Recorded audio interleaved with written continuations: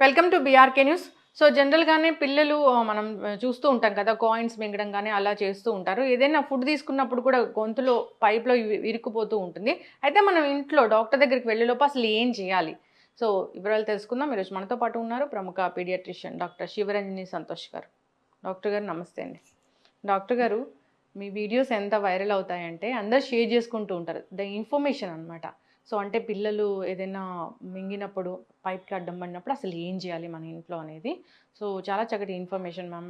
అది చాలా వైరల్ అవుతుంది. అందరూ షేర్ చేసుకుంటున్నారు. అవేర్‌నెస్ కూడా వచ్చింది. అంటే జనరల్‌గానే పిల్లలు ఏదైనా మింగినప్పుడు అసలు మనం ఇంట్లో ఏం చేయాలి? ఇప్పుడు హ్మ్. పిల్లలు ఫస్ట్ నివారించాలి మీరు. ఆళ్ళు తినే అప్పుడు కానీ, నడుస్తా తింటం, పరిగెడతా తింటం, కబుర్లు చెప్తా తింటం, మాట్లాడుతా తింటం, నవ్వుతా తింటం, గెంతుతా తింటం కాకుండా, హ్మ్. టీవీ చూస్తే ఇలా కూర్చొని తింటం కాకుండా, ఒక చోట శ్రద్ధగా కూర్చొని ముందు కొంగి తినేట్టు నేర్పించుకోవాలి మనం హ్మ్. ఫస్ట్. హ్మ్. అండ్ చిన్నపిల్లలకి ముఖ్యంగా చిన్నపిల్లలకి ఈ గొంతుకి అడ్డం పడే ఛాన్స్ ఉన్న గట్టి గట్టి పప్పులు ఇలాంటివి కనీసం 5 ఏళ్ల వరకు డైరెక్ట్‌గా ఇవ్వొద్దు మీరు. ఓకే.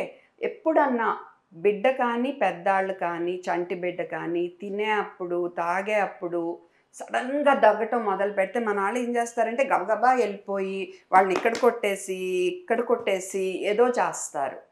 ఏమీ చేయకూడదు. దగ్గుతున్నాళ్ళని దగ్గనివ్వాలి. దగ్గుతున్నాళ్ళని దగ్గనివ్వాలి. ఓకే. మీరు కదిపితే ఏమవుద్దంటే గబుక్కున అది ఇంకా లోపలికెళ్తది. హ్మ్. లేదా ఇలా ఇలా పొడవకూడదు. అప్పుడు కూడా ఇంకా ప్రమాదమే. దగ్గటం వల్ల అది బయటకొచ్చే ఛాన్స్ ఎక్కువుంది. దగ్గలేకుండా కామ్ అయిపోయారనుకో అంటున్నారు. అలా సౌండ్ చేస్తున్నారు. లేదా బిడ్డ ఏడవటం హ్మ్. లేదు. అసలేంటో అదో రకంగా పాలిపోయాడు. శబ్దమే రావట్లా. కొంచెం తెలిసినాళ్ళైతే ఇలా పట్టుకుంటారు. దీన్ని యూనివర్సల్ చోకింగ్ పొజిషన్ అంటారు. హ్మ్. మీకిలా చూపిస్తారనమాట. నేను చోక్ అవుతున్నాను. నాకు విండ్ పైప్‌కి ఏదో అడ్డం పడిపోతుంది. నా గాలి పీల్చుకునే పైప్‌కని. అప్పుడు మీరెళ్లి సాయం చేయాలి. బిడ్డనుకోండి జాగ్రత్తగా తీసుకొని, ఎత్తుకొని ఇలా పట్టుకోవాలి చంటి బిడ్డని. గబుక్కున ఇలా పడిపోయేట్టు ఉండకూడదు. జాగ్రత్తగా పట్టుకోవాలి. మెడ కాదు, హ్మ్. దవడ. హ్మ్. ఓకే. ఇలా పట్టుకుని 1, 2, 3, 4, 5 చూసారా నేను స్లాంట్‌గా పట్టుకున్నా అండ్ వీపు మధ్యలో 5 సార్లు కొట్టాను. అప్పటికి బయట పడిపోయిందనుకో సరే సరి. నెమ్మదిగా ఇలా జాగ్రత్తగా తిప్పి చూడండి. నోట్లో ఏమన్నా ఉంటే తీసేయండి. గుడ్డిగా అస్సలు పొడవద్దు.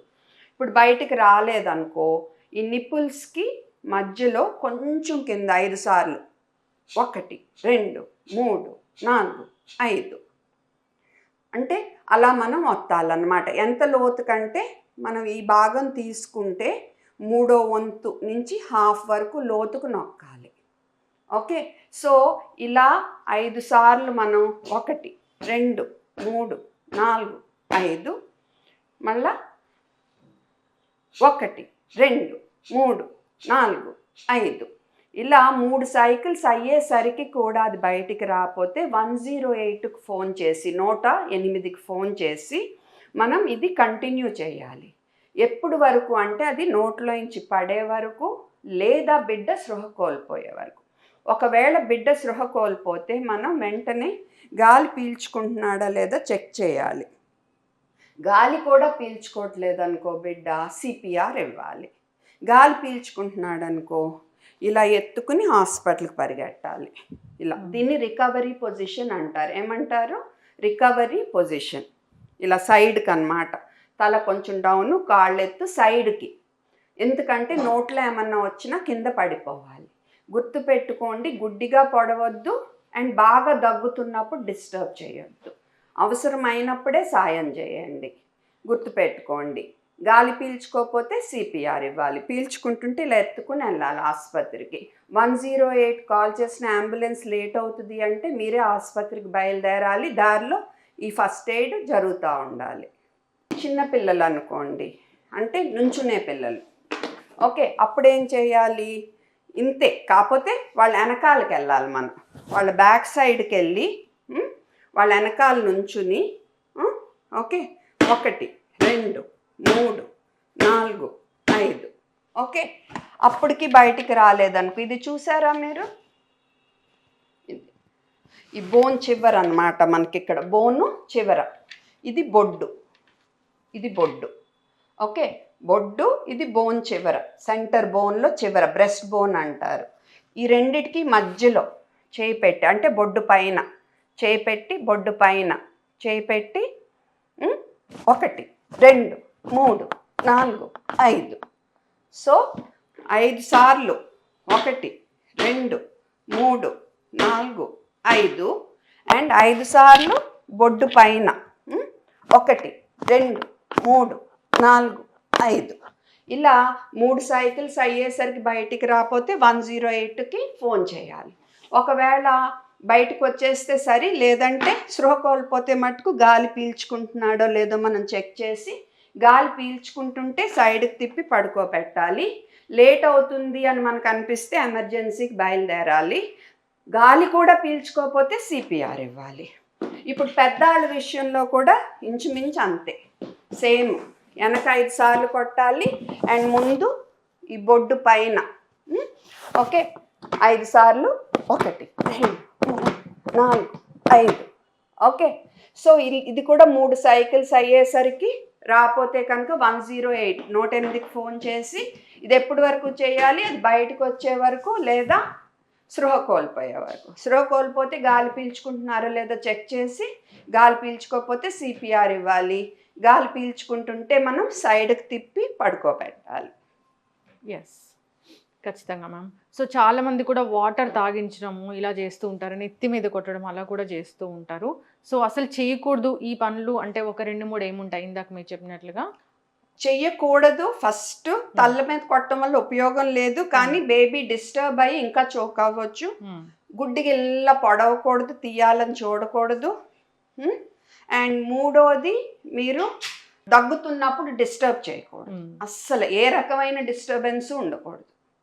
చాలా మంది వాటర్ తాగిస్తూ ఉంటారు, వాటర్ అస్సలు తాగించకూడదు, ఎందుకంటే ఆల్రెడీ మన విండిపై పడుతుంది కదా. ముందు అది బయటకు వచ్చాక అప్పుడు శాంతం చేయటానికి మన గొంతును తాగించాలే తప్ప ఆ టైంలో తాగించుకోవాలి.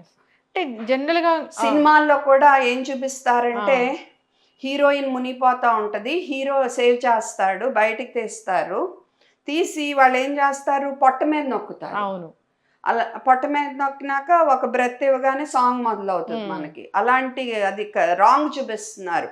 పొట్ట మీద నొక్కితే ఏమవుద్దంటే, ఆ బిడ్డ మింగిన రాళ్ళు, మనిషి మింగిన రాళ్ళు కానీ గడ్డి కానీ మళ్ళా వచ్చి విండి పైపులోకి వెళ్ళి చోక్ అయ్యే ప్రమాదం ఉంటుంది. పొట్ట మీద అస్సలు నొక్కకూడదు. నేను సిపిఆర్ అప్పుడు కూడా చెప్తాను, సిపిఆర్ అనేది అన్ని నీటిలోంచి మునిగిపోతున్నప్పుడు తీసిన, హైట్ మించి పడినప్పుడు మనం చూసుకున్న యాక్సిడెంట్ విక్టిమ్ అయిన రూల్స్ సేమే. కాకపోతే ఈ 3 కండిషన్స్లో, అంటే యాక్సిడెంట్ అయినా, నీళ్ళలోంచి మునిగినప్పుడు తీసిన, లేదా పైనుంచి పడిన, వీళ్ళని మట్టుకు ఎక్కువ మెడొంచే పనులు, ఇలా సైడ్కి తిప్పే పనులు అవి మనం చేయకూడదు. ఎందుకంటే వెన్నుపూస ఆల్రెడీ ఫ్రాక్చర్ అయి ఉండే ఛాన్స్ ఉంది, మనం ఎక్కువ కదిలించడం వల్ల ప్రమాదం జరగవచ్చు. సో అందుకని ఇలాంటి సిట్యుయేషన్లో, అంటే నీటిలో మునిగినప్పుడు బయటికి తీసిన, హైట్ నుంచి పడిన, యాక్సిడెంట్ అప్పుడు మనం వాళ్ళకి సిపిఆర్ ఇస్తున్న వాళ్ళని ఎక్కువ వెన్నుపూస కదిలే పనులు ఏమి మనము చెయ్యకూడదు. అండ్ చోకింగ్ అప్పుడు ఇంకోటి గుర్తుపెట్టుకోండి, గర్భవతులైతే పొట్ట మీద అస్సలు నొక్కకూడదు. మనం ఎట్టి పరిస్థితుల్లో ఇక్కడ నొక్కొచ్చు. గర్భవతులైతే పొట్ట మీద ఎట్టి పరిస్థితుల్లో నొక్కకూడదు, ఇక్కడ నొక్కొచ్చు.